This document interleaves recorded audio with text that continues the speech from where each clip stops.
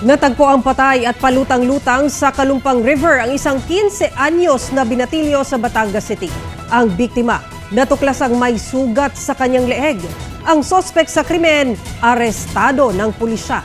Tutukan sa report ni Paul Hernandez ng GMA Regional TV Balitang Southern Tagalog.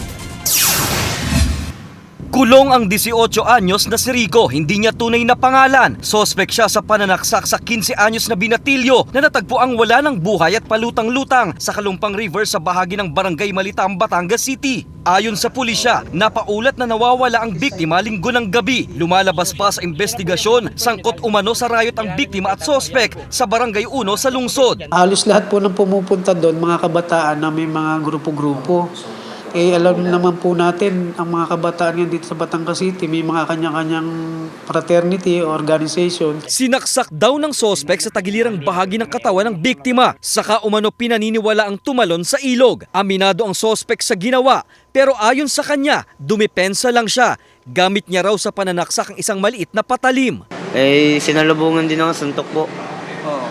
May dala rin po yata yun. Merap din po. Kaya lumaban din po. Pero hindi kumbinsido ang pamilya ng nasawi na sa tagiliran ng katawan sinaksak ang biktima. Nang ma-recover kasi ang bangkay, may nakitang sugat sa leeg nito. Hindi siya lunod na sa namatay, yung pong tama din eh. Ay di gilit po. Gilitan din. Ginilitan po, pero wala pong tama sa tagiliran.